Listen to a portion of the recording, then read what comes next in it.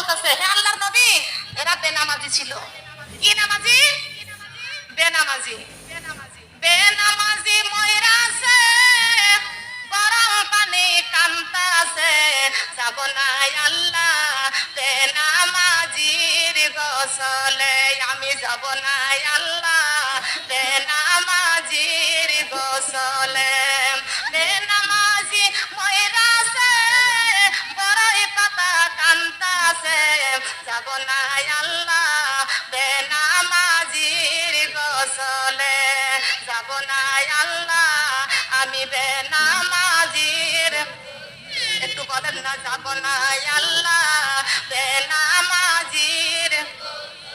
বেনামাজি ময়রাছে, ঝাড়ের বাসা কান্তাছে, যাব না আল্লাহ বেনামাজির কবরে, আমি যাব না আল্লাহ বেনামাজির।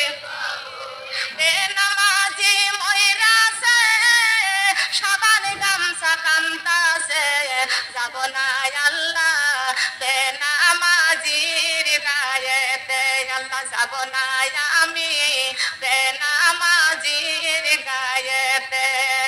বেনামাজি ময়রাছে, কবরের মাটি কান্তাছে, রাখিব না আমি বেনামাজি আমার ঘরেতে, রাখিব না আল্লাহ বেনামাজি আমার ঘরেতে। কথা বলেন ঠিক না বেঠিক? এ মা বোনেরা, বেনামাজি কুত্তার থেকে অনেক নিকৃষ্ট আল্লাহ বলেছেন, আল্লাহ রাসূল বলেছেন। কথা বলেন ঠিক না বেঠিক? কেমন নিকৃষ্ট! আল্লাহর নবীর কাছে একজন সাহাবী আসলেন, ইয়া রাসূলুল্লাহ, ইয়া হাবিবাল্লাহ, আমার খাবারে আমার অনেকগুলো খাবার ছিল, খাবারে বিড়ালে মুখ দিয়েছেন, আমি কি করব? আল্লাহর নবী বলেছেন, সাহাবীরে এই খাবার উপর থেকে ফেলে দিয়ে নিজের খাবার সন্তানদের খাওয়াইয়া দাও। আল্লাহর নবী সাহাবীর উপরের খাবার ফেলে দিয়ে নিজের খাবারটা সন্তানদের খাওয়াইয়া দিলেন। আর একটা দিন সাহাবী এসে বলতেন, ইয়া রাসূলুল্লাহ, ইয়া হাবিবাল্লাহ, আজকে আমার খাবারে কুকুর মুখ দিয়েছেন, আমার তো ঘরে কোনো খাবার নাই, বড় কষ্ট করে খাবার সংগ্রহ করেছি, আমার খাবারে বিড়ালে মুখ দিয়ে কুকুরে মুখ দিয়েছেন। আল্লাহর নবী বলেছেন, সাহাবীরে কুকুরের খাবার ফেলে দিয়া সন্তানদের খাবার খাওয়াইয়া পাতিল সাতবার বিসমিল্লাহ সহ দৌত করে ফেলো। আর একটা দিন আল্লাহর নবীর সাহাবী এসে বললেন, ইয়া রাসূলুল্লাহ, ইয়া হাবিবাল্লাহ, আজকে একটা বেনামাজি আমার পাতিলে হাত দিয়েছে, আমি কি করব?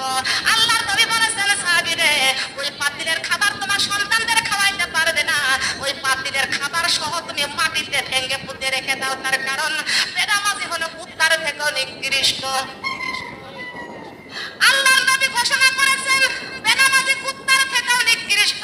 অনেক মুসলমান বলে দাবি করে নামাজ পড়ে না, আবার কয় আল্লাহর নবী, ও মায়ার নবী গো, তুমি যে আমার জীবনের জীবন, তুমি যে আমার জীবন। ও মুসলমান মা বোনরা, নবীকে যদি জীবনের জীবন বানাইতে চান, এক ওয়াক্ত নামাজ ছাড়বেন না, কোরআন ছাড়বেন না। আল্লাহ নবী এই নামাজের দাওয়াত দিতে গিয়া, কালেমার দাওয়াত দিতে গিয়া তায়েফের মাঠে তিনবার করে আমার নবীকে বেহুশ করে ফেলেছেন। এই নামাজের শিক্ষা দিতে গিয়ে আবু লাহাবের বিবি উম্মে জামিলা আমার নবীজির ঘাড়ের উপরে পচা উটের বুড়ি চাপাইয়া দিয়েছে। কথা বলেন ঠিক না বেঠিক? এই নামাজের শিক্ষা শিখাইতে চাইয়া আবু জাহেল আমার নবীর মাথার মধ্যে পাথর মারছে। আমার আল্লাহ বলেছেন, বন্ধুরে আপনি চিন্তা করবেন না, আপনি কানবেন না, আপনার চোখের পানি আমি আল্লাহ সহ্য করতে পারি না।